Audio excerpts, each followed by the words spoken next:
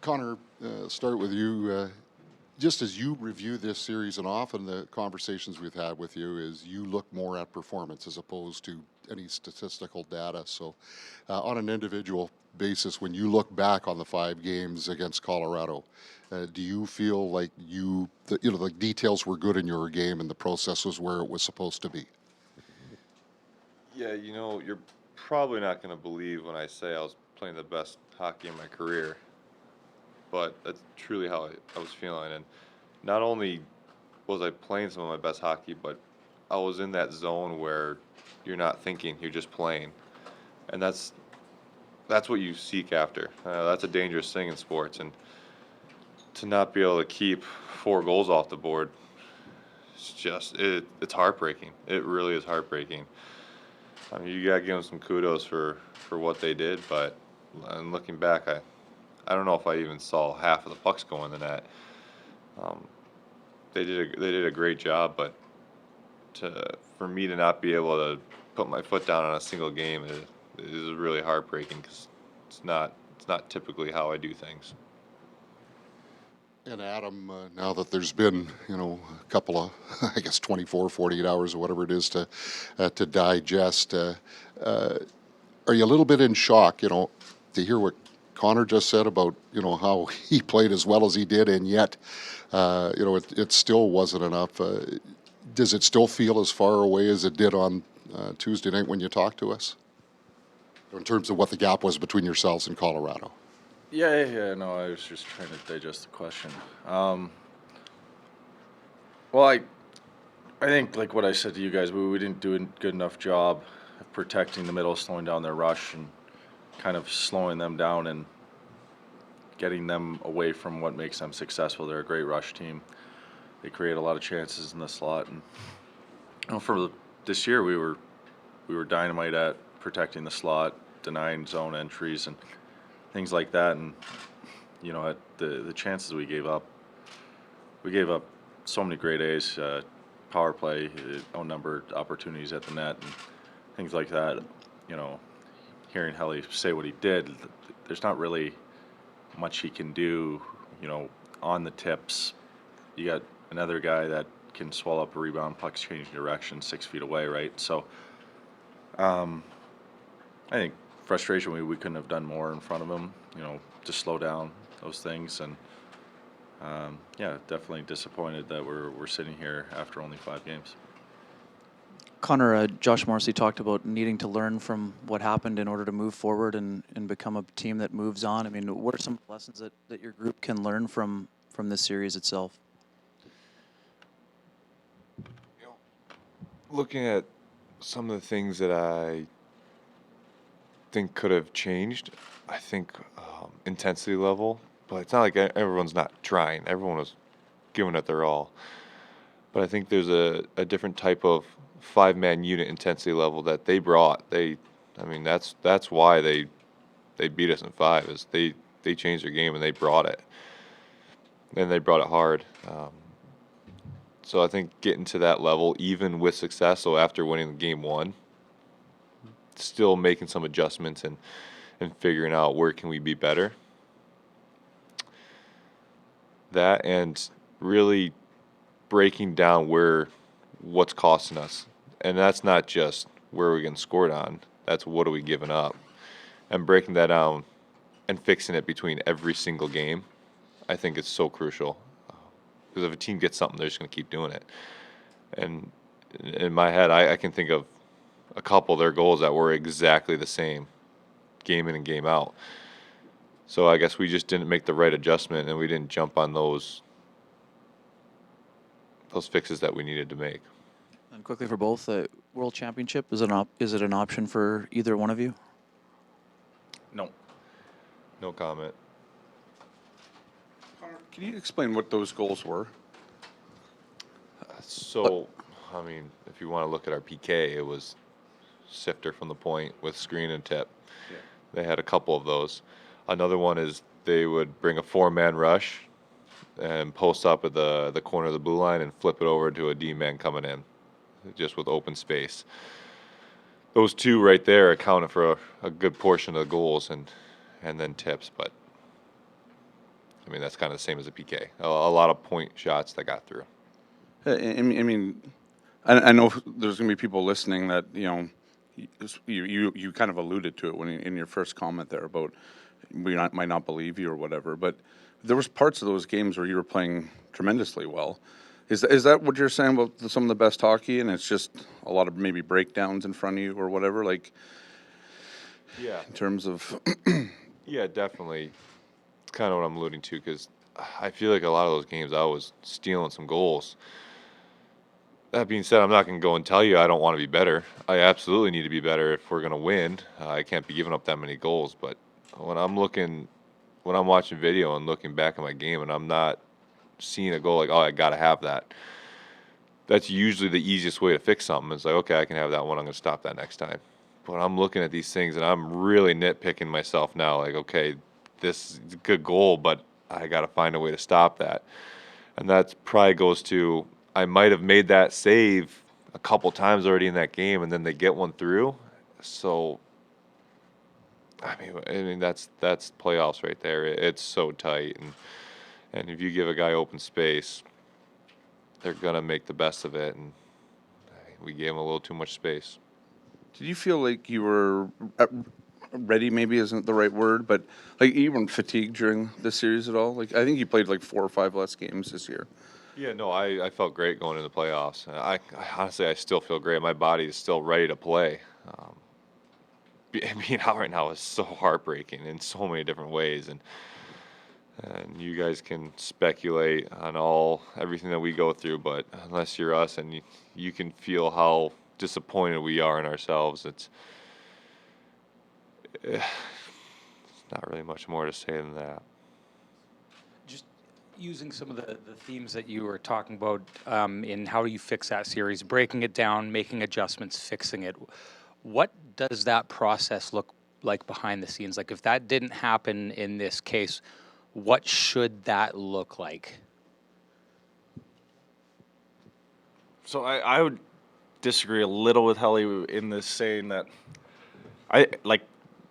we were showing video, we were trying to make some adjustments. I think part of it is on us as players and the accountability of implementing those changes consistently, right? So, you know, I think the pre-scout on Colorado versus coming into the series, you know, they weren't necessarily as hard of a forechecking team as what we saw in that series. I think, you know, they were able to put a lot of pressure on our D, force them to move pucks and transition quicker. And, you know, we made some adjustments. We tried to, you know, push our wingers out. Their D were coming down the wall a lot. I think part of it is we have to now execute those changes. If you don't execute them at that point, you know, you can make all the changes in the world, or, you know, it's kind of a futile experience. So, you know, I think mentioning, you know, that we weren't making changes, or,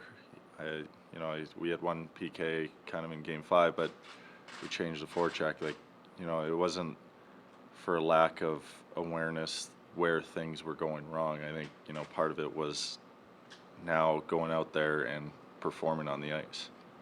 Yeah, I'll clear up. I didn't mean we weren't making changes. What I meant by that was I didn't think we made the right changes and implemented them the right way. And that's not a throw at the coaching staff, or it's on all of us. We might have made the right changes and didn't implement them. We may have tried to implement the wrong changes. So that's not my area of expertise. That's the coaches. That's a good question for the coaches, but I don't want to say we didn't give everything we had and we didn't change some things, because we definitely did, and it's on all of us to make that stuff work. And for you, Connor, I know that process is the most important thing, and it's definitely shown the results in your career. That's what works. I'm wondering if you're seeing something that is leading to the disconnect between the results that you want in the playoffs and the process that you're using to get there. Yeah, I'd like to think this is hopefully the last learning curve that we need to go through, but I mean, we were so good. You can't imagine it be good for 82 games and then all of a sudden you just don't You're just not there. You're not the same team. This is. I hope we're gonna learn that this is the small difference between playoffs and regular season. This is why the hockey gets so exciting and gets so quick. Your details have to be so fine tuned by the time you hit playoffs that there is no room for error. There's no room to find your game. You gotta realize that you go into playoffs and you earn that. You have a free emotional. Your mind is free. You're emotionally almost disconnected in a sense of anything bad is going to negatively affect you. You're playing your game. And I'd like to think that, or I'm hoping that this series kind of opened our eyes to the last piece of the puzzle to go on a long run. Connor, your emotions coming through, and I want to go back to the first question, your first response. You talked about sort of normally being able to put your foot on a game and the feeling of wishing that you had been able to. And I'm wondering if we can lean into the feeling there, because we've seen you do that so many times. We also saw how many screens and deflect, like we can see the process that went into it as well, I think. But still, I think in your guts, it sounds like you feel like you wish you could have somehow overcome the difference in that. Yeah, so specifically, game 4, the afternoon game, I was, if you ask Marty, laser focused. From the second I woke up, I was ready to steal a game. And this kind of was my mindset going into every single game, but especially in game 4. And when I got pulled, well, to give me more rest, it was like a flood of emotions that I had suppressed all series long, and that was the realization that I can't do this alone. And I'm not saying I needed to do it alone. That was my mindset. I need to do this alone. That was the realization, is I need to be part of this team more than I am, and to take everything onto my shoulders.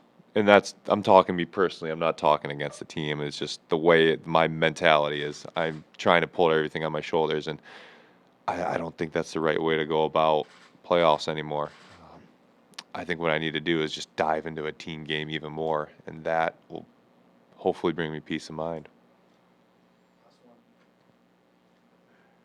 I guess maybe I'll throw to Adam, but you guys have come so far in the last 2 years, right? I think it's been step over step. There's been an enormous amount of progress made, I would say, and yet, I mean, everybody's talking about lessons learned and kind of the gaps between you and where you need to get to at this stage, whether it was execution and intensity, whether it was the right adjustments, the wrong adjustments, implementing them. It seems like there's a space between you guys and where you want to get to, and this is probably, in my years covering the team, the most direct you guys are being with saying and seeing and pointing at it. And I'm wondering what that feels like from your chair, and what the first step is to covering that ground. Yeah, I would say winning in this league is extremely difficult. I think, you know, you can have a great regular season, but it's about finding your game, finding ways to win at the most critical time of the year. I think, like you said, over the last couple of years, we've taken some big steps defensively. I think, we've done a good job of, making Helly's life a little easier. For the longest time, we've, relied on having a world-class goalie and kind of scrape by with mediocre defensive results and, just try and outscore the other team.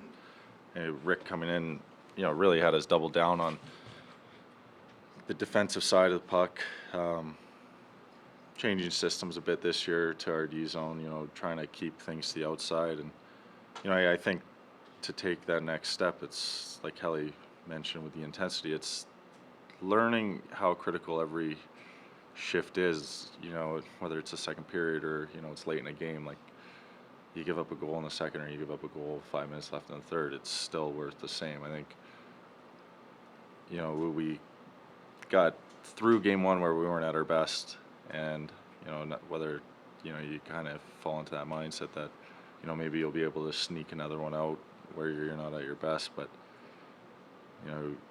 we came into game 3 with a 2-1 lead, and we take 5 minor penalties at the start of the third.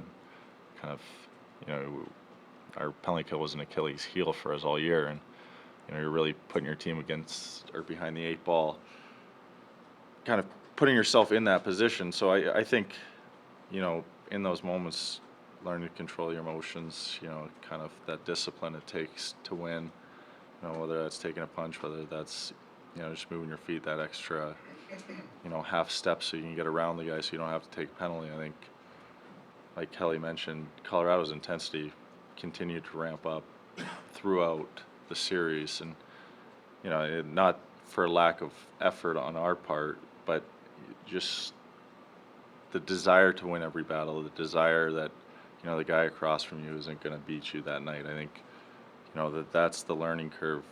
That's the thing you need to do to take the next step. I think we had a great regular season. We showed over 82 games we can be a really good team, but at the end of the day, and we didn't perform in the playoffs, that doesn't really mean a whole lot. Hey guys.